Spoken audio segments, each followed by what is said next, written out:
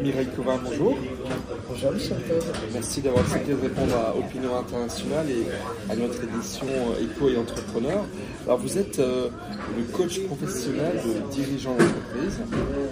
Vous êtes aussi spécialisé en RGPD, en gestion de crise. Vous avez suivi les plus belles formations dans les plus grandes universités françaises, Paris-Dauphine, Paris-Sorbonne. Et vous avez eu un parcours intéressant, 17 ans, plus de 17 ans à la Caisse des dépôts et consignations. Et là, j'ai envie de dire, vous avez fait un grand pas, vous êtes entré dans le privé pour justement proposer vos compétences, vos services de coach, de dirigeant d'entreprise. Alors d'abord, pourquoi avoir fait ce saut? Alors tout d'abord, merci Michel Todd de m'accueillir et de me questionner sur un parcours qui est le mien et qui me passionne. Donc j'ai fait le saut, comme vous me demandiez, parce que je pense que j'ai toujours été entrepreneur dans l'âme. Ça, allié avec mon désir depuis ma plus tendre enfance d'aider l'autre, ça donne ce qui se passe aujourd'hui, c'est-à-dire une personne qui est passée du privé au public et du public au privé, et pour finir par créer sa propre entreprise de coaching et de conseil. Quelle est votre philosophie du coaching dans le monde de l'entreprise? C'est quoi votre philosophie? C'est quoi les valeurs que vous y apportez? Alors ma philosophie du coaching, c'est très très simple. Pour commencer, et avant toute chose, il y a ce qu'on appelle la confidentialité, c'est le maître mot du coaching. Il faut que le coaché ou la coachée, la personne morale ou personne individuelle, soit en confiance. Ça, c'est vraiment le maître mot, c'est la base. Il y a l'écoute, bien entendu, l'écoute active. Et il y a cette espèce de neutralité que doit avoir le coach, qui doit être ce qu'on appelle en posture basse. Ce qui veut dire que c'est le coaché qui doit être mis en exergue. Ce sont ces solutions à lui qui doivent émerger du processus de coaching. Et vous conseillez quel type de coaching? Quel type de personnes? Des chefs d'entreprise, des cadres supérieurs? Quelles sont vos cibles, j'ai envie de dire? Il faut que je vous avoue que de par ma formation et de par mon appétence, je coach les dirigeants et les managers. C'est vraiment ma cible privilégiée, même si tout coach peut coacher tout type de personnes. Et dans des secteurs d'activité particuliers, la finance, d'autres secteurs, ou c'est ouvert? Alors c'est tout à fait ouvert. L'essentiel est la posture de la personne qu'on coach, c'est-à-dire sa position dans l'entreprise. On peut coacher dans tous les secteurs d'activité, l'entrepreneuriat, des secteurs tels que l'industrie, des secteurs tels que le divertissement. Là, je pense à des secteurs dans lesquels j'ai coaché, le marketing digital, etc. À votre avis, pourquoi un chef d'entreprise ou un cadre ou un dirigeant d'entreprise fait appel à vous pour être coaché? Alors, c'est une question difficile que vous me posez et à la fois simple, me semble-t-il. Bon, déjà, il fait appel à moi, me semble-t-il, parce qu'il a confiance. Il a confiance en moi, il a confiance en mon parcours, il a confiance au fait que je pratique en fait avant tout un coaching déontologique, un coaching responsable. Et je le mets en avant dans les premières communications avec mes prospects. Mais pourquoi? Est-ce que c'est parce qu'il a des problèmes personnels? C'est parce qu'il a des problèmes de direction d'entreprise? Est-ce qu'il a des problèmes de vision de son avenir? Qu'est-ce que vous lui apportez le plus selon vous? Alors j'ai envie de vous répondre, ça peut être tout ça à la fois.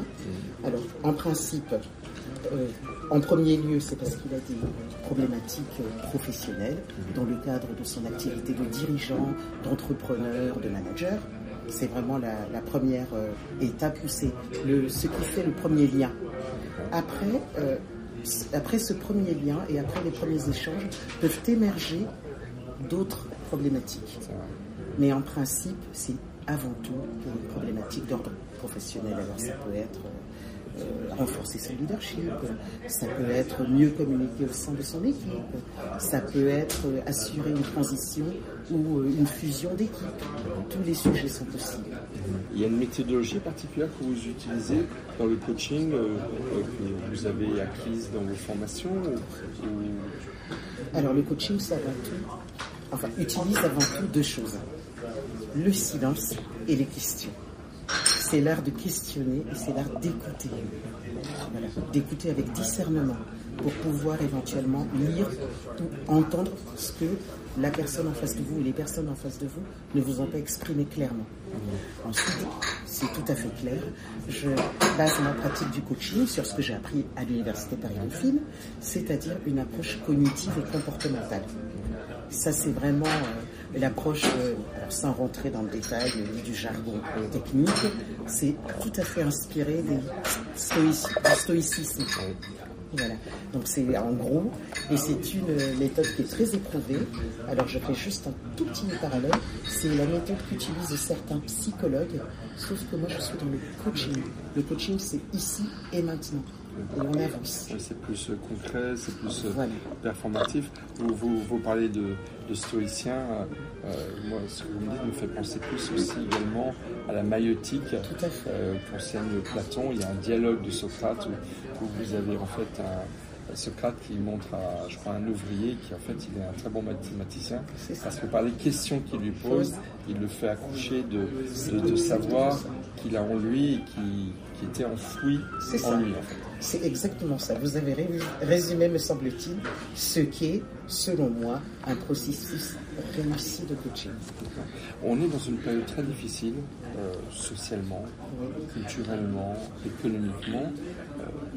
Covid, on ne va pas refaire toute l'histoire, mais est-ce qu'on est dans une période où les dirigeants d'entreprise ont, selon vous, besoin davantage d'être coachés que peut-être il y a 5 ans, 10 ans? Alors, comment vous répondre sans vouloir faire l'éloge du métier de coaching et verser dans le marketing?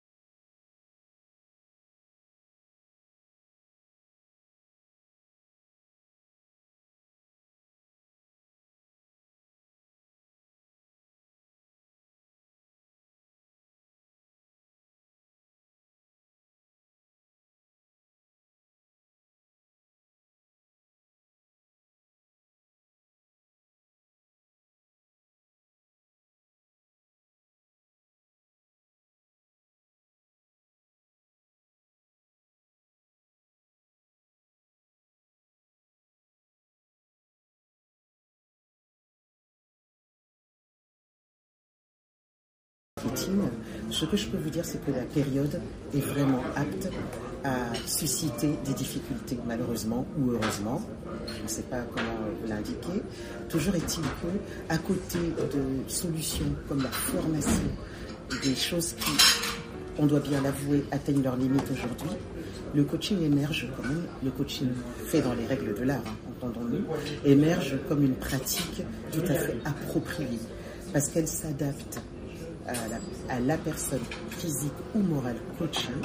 Ce ne sont pas des principes ou des idées ou des conseils qu'on plaque sur le prospect, le client, mais c'est quelque chose qui permet à la personne en face de vous de faire émerger ses propres solutions, des solutions adaptées et par conséquent, me semble-t-il, qui s'adaptent mieux au contexte actuel.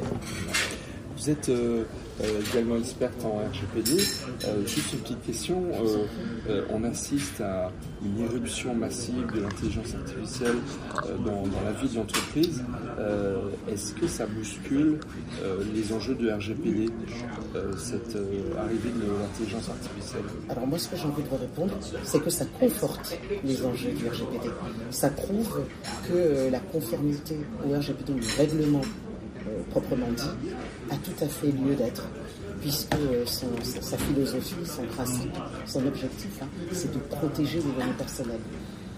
Et il est vrai qu'aujourd'hui, je vais dire que l'usage de l'intelligence artificielle n'est pas encore tout à fait rentré dans les normes de façon, comment dire, codée ou cadrée.